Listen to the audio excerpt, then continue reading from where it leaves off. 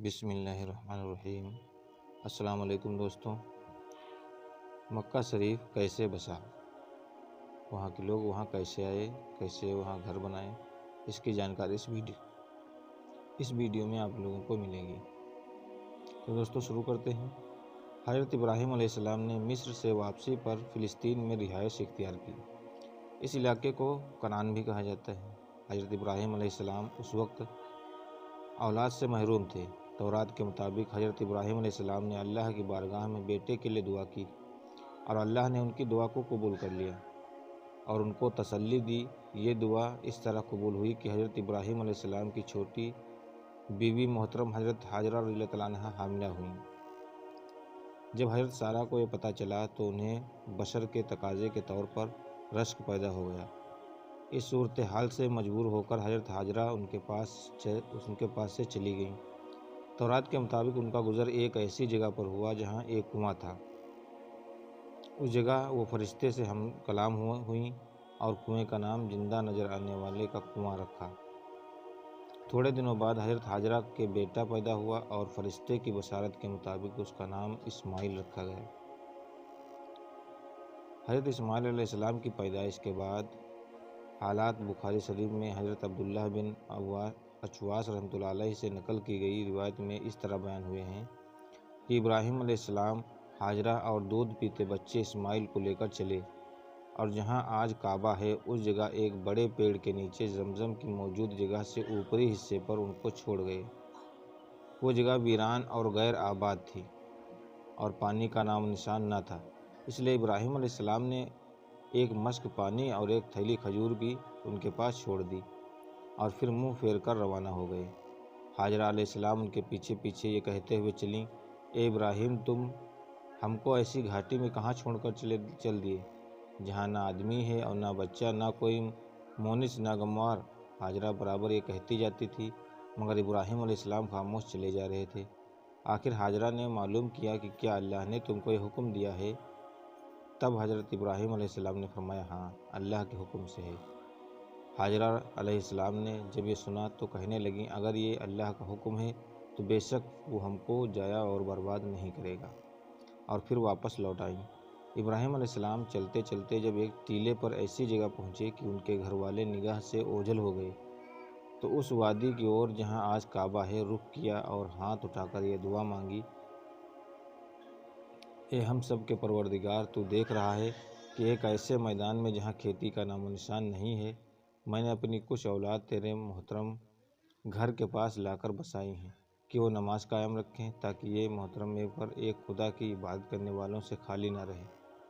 پس تو اپنے فضل و کرم سے ایسا کر کہ لوگوں کے دل ان کی طرف مائل ہو جائیں اور ان کے لیے زمین کی پیداوار سے رزق سامان مہیا ہو تاکہ تیرے شکر گزار ہوں۔ اب بی بی حاجرہ علیہ السلام اور اسماعیل علیہ السلام اس تپتے صحرا میں تنہا رہ گئے۔ بی بی حاجرہ کے پاس جو پانی اور کھجوریں کھاتی تھیں وہ سب ختم ہو گئیں۔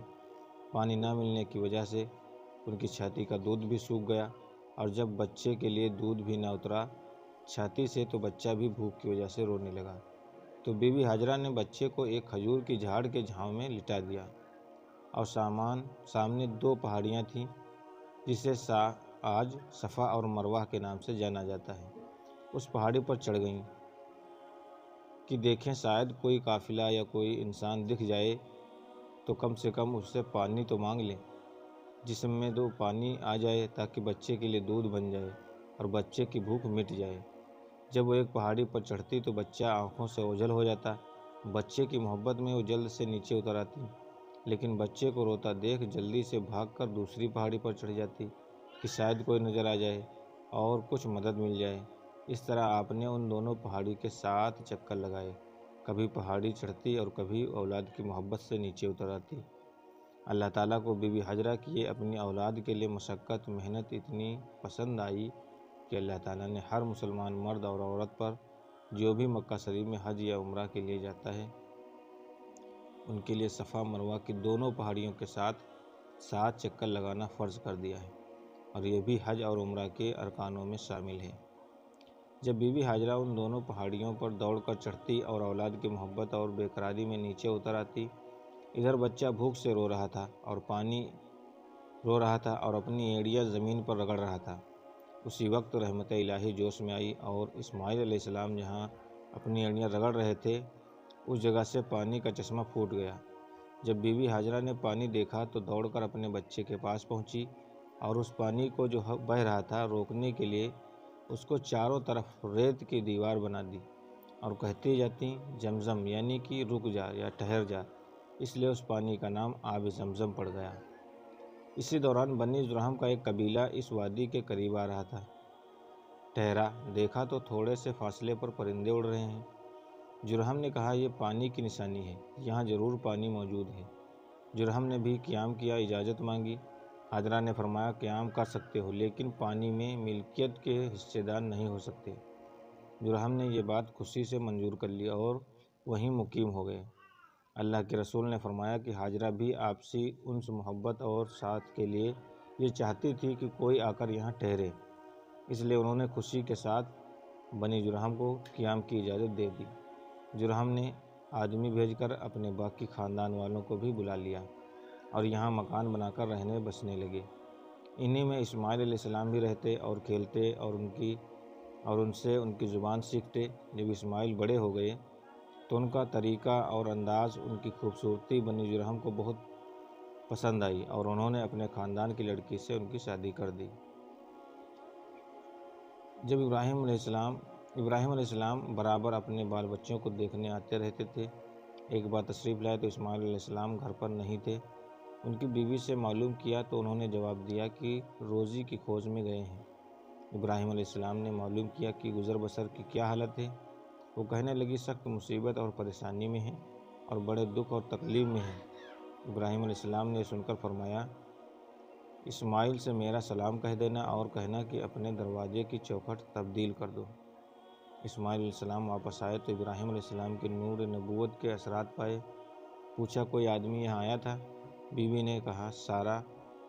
نے سارا قصہ سنایا اور پیغام بھی۔ اسماعیل علیہ السلام نے فرمایا کہ وہ میرے باپ ابراہیم علیہ السلام تھے اور ان کا مشورہ ہے کہ تجھ کو طلاق دے دوں، اس لیے میں تجھ کو جدا کرتا ہوں۔ اسماعیل علیہ السلام نے پھر دوسری شادی کر لی۔ ایک بار ابراہیم علیہ السلام پھر اسماعیل کی غیر موجودگی میں آئے اور اسی طرح ان کی بیوی سے سوال کیے۔ بیوی نے کہا اللہ کا شکر و احسان ہے، اچھی طرح گزر ہو رہی ہے۔ معلوم ہوا کھانے کو کیا ملتا ہے؟ اسماعیل علیہ السلام کی بیوی نے جواب دیا کہ گوشت۔ ابراہیم علیہ السلام نے پوچھا اور پینے کو؟ اس نے جواب دیا پانی۔ تب حضرت ابراہیم علیہ السلام نے دعا مانگی اللہ ان کے گوشت اور پانی میں برکت عطا فرما، اور چلتے ہوئے پیغام دے گئے کہ اپنے دروازے کی چوکھٹ کو مضبوط رکھنا۔ حضرت اسماعیل علیہ السلام آئے تو ان کی بیوی نے تمام واقعہ دہرایا اور پیغام بھی سنایا۔ اسماعیل علیہ السلام نے فرمایا کہ یہ میرے باپ ابراہیم علیہ السلام تھے اور ان کا پیغام یہ ہے کہ تم میری زندگی بھر جیون ساتھی رہے۔ دوستوں، اس طرح سے وہاں قبیلے آتے رہے، بستے رہے اور وہاں ایک شہر تیار ہو گیا۔ دوستوں، یہ ویڈیو آپ کو کیسی لگی کمنٹ میں ضرور بتانا، اور ابھی تک اگر ہمارے چینل پر نئے ہیں تو چینل کو سبسکرائب ضرور کیجیے گا۔ ہم ملتے ہیں اگلی ویڈیو میں، تب تک کے لیے اللہ